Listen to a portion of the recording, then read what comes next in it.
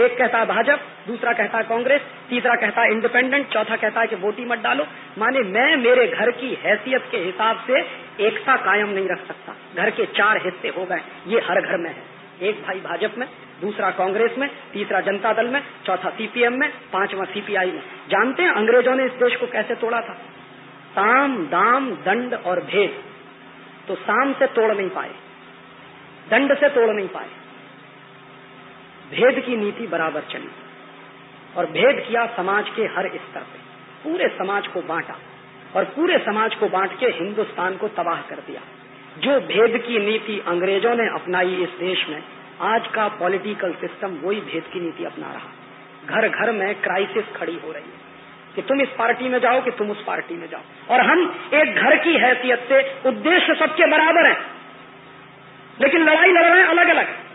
और मैं जानता हूं कि मेरा वोट मैंने जिस पार्टी को दे दिया, सत्ता में आने के बाद वो मुझको भूल जाएंगे, नमस्कार भी नहीं करेंगे, उसके पहले तक मेरे घर पे आएंगे, हाथ जोड़ेंगे, पैर छुएंगे, गधे को बाप बना लेंगे क्योंकि वोट चाहिए। और वोट मिलकर जब चलेगा तो 5 साल तक शक्ल दिखाई नहीं देगी आपको। तो ये पॉलिटिकल सिस्टम अपना है नहीं, ये तो अंग्रेजों ने हमको बर्बाद करने के लिए दे दिया। और इस पॉलिटिकल सिस्टम को अगर आप और आगे चलाएंगे तो समाज और ज्यादा टूटेगा। मेरा जो दर्द है वो दर्द ये है कि समाज टूट रहा है, पॉलिटिक्स उस पर चल रही है, समाज में विभाजन हो रहा है, घर घर में टूटन हो रही है, पॉलिटिक्स उस पर चल रही है। और वो पॉलिटिक्स किसी बड़े उद्देश्य के लिए होती तो मेरे समझ में आता। अब सबका उद्देश्य सिर्फ सीमित रह गया है कि किसी तरह सत्ता हासिल कर लो और सत्ता सुख भोग लो। ज्यादा से ज्यादा, उससे ज्यादा क्या है कि हमारे पास ब्लैक कैट कमांडोज हो जाएंगे, वही हमारा स्टेटस सिंबल है। एक बार मिनिस्टर हो जाएंगे, ब्लैक कैट कमांडोज हो जाएंगे, और सब यही कर रहे हैं। इस देश में अगर आप जननेता हो, इस देश के अगर आप लोक नायक हो, तो ये ब्लैक कैट कमांडोज की क्या जरूरत है? और मान लो कोई आपको मार भी देगा तो ठीक है, तैयारी रखिए मरने की।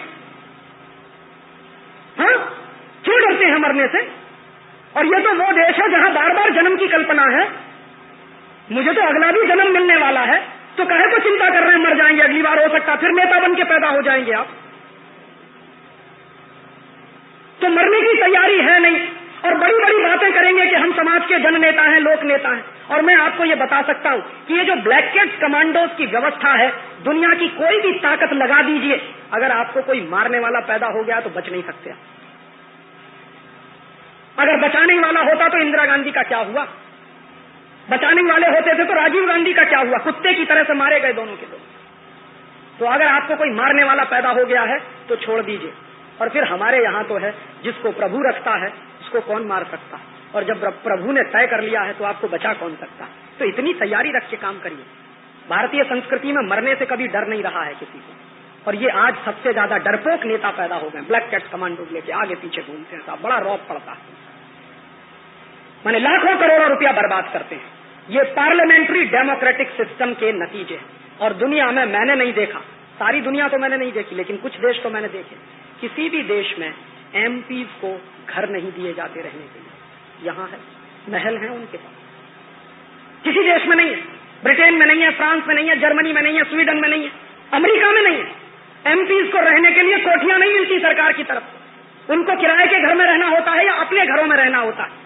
ये अंग्रेजों ने व्यवस्था डाली हिंदुस्तान में, और अंग्रेजों की डाली हुई व्यवस्था आज भी चल रही है। एक एक एमपीज के पास 2-2 घर है, 3-3 घर है। एक घर पार्टी को दे रखा है, एक घर अपने लिए। काहे के लिए भाई? किराए के घर में रहिए। और इनको आप कहते हो कि ये सब समाज से भी तनख्वाह लेके काम करने वाले क्लर्क हो गए हैं सबके सब। ये नेता? अपना टीए बढ़ाना हो, अपना डीए बढ़ाना हो तो पूरा पार्लियामेंट एक हो जाता। पूछिए जरा इनसे, कोई एक पार्टी माई की लाल थी जब ये डीए बढ़ाने की बात हुई थी पार्लियामेंट के अंदर? अपने भत्ते बढ़ाने की बात आई थी पार्लियामेंट के अंदर, सारे पार्टीज के एमपी एक हो गए और फटाफट बिल पारित हो गया। और यहां तक नहीं, व्यवस्था यहां तक कर ली है कि अगर आप एक बार घुस गए पार्लियामेंट में तो जन्म जिंदगी आपके नाती पोतों को भी पेंशन मिलती रहे। काहे के लिए भाई? एक तरफ कहोगे कि हम जन नेता हैं, एक तरफ कहोगे हम लोक नायक हैं, दूसरी तरफ तनख्वाह लेके काम करने की स्थिति तुम्हारी बनी हुई है। तनख्वाह लेके काम तो क्लर्क करता है, जन नेता तो नहीं करता इस देश में काम। तो कहे पार्टियां घोषणा करें कि हमारे एमपी तनख्वाह नहीं लेंगे, तो आप कहोगे कि भरण पोषण की व्यवस्था वो हम करेंगे, समाज के लोग करेंगे। इस देश में तो हमेशा से व्यवस्था रही है कि जो समाज सेवा के काम में निकलता है समाज उसकी व्यवस्था करता है। ये कोई आज की बात थोड़ी है, हजारों साल से यही चला आया इस देश में। जिन्होंने समाज सेवा का काम किया है समाज ने उसकी व्यवस्था की है। तो ये जो पॉलिटिशियंस कहते हैं कि हम समाज सेवा कर रहे हैं, छोड़िए अपनी सारी व्यवस्थाएं, समाज आपकी व्यवस्था करेगा, आप देश चलाने का काम करिए। लेकिन ये तो सब वेतन भोगी हो गए, भत्ते वाले हो गए। टीएडीए इनके बढ़ने चाहिए ऐसे जैसे दूसरे लोगों के बढ़ते जाते हैं और बराबर बढ़ते चले जा रहे हैं। अभी नया पे कमीशन बिठा दिया तो उस पे कमीशन के माध्यम से अधिकारियों की तनख्वाह बढ़ेगी तो एमपीज एमएलए की भी तनख्वाह बढ़ाने का काम चालू है। ये काहे का पॉलिटिकल सिस्टम?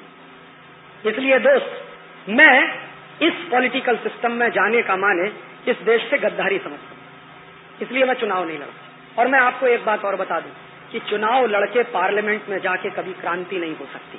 मैंने बड़े बड़े दिग्गजों को देखा, मैंने मेरी आंखों से देखा, जो बड़े बड़े दिग्गज हैं, जो आंखों में सपने लेके क्रांति के, बगावत के, ये और वो, और यही दिग्गज बड़ा झंडा लेके 1977 में पहुंचे थे पार्लियामेंट के। आपको मालूम है बहुत बड़ा आंदोलन हुआ था इस देश में, जेपी आंदोलन, जयप्रकाश आंदोलन, और उसमें बड़े बड़े क्रांतिकारी लोग थे। ऐसे ऐसे क्रांतिकारी लोग थे जो बड़ौदा डायनामाइट केस के अपराधी थे और इस देश के नौजवानों में सुरसुरी पैदा करते थे। जैसे ही पार्लियामेंट के अंदर घुसे उनकी सारी तेजस्विता नष्ट हो गई। आज वो किसी काम के नहीं, सिवाय इसके कि इस पार्टी का पल्ला पकड़ो या उस पार्टी का पल्ला। पूरी ताकत उनके जिंदगी की अब इसी काम में जा रही है। ऐसे क्रांतिकारियों को हमने देखा है जो आग उगलते थे जब पार्लियामेंट के अंदर नहीं गए थे, और अब पार्लियामेंट में जाने के बाद मुंह सूख गया है उनका, जवाब नहीं दे सकते हैं उनसे सवाल पूछने के। तो इस पार्लियामेंट में कुछ है नहीं।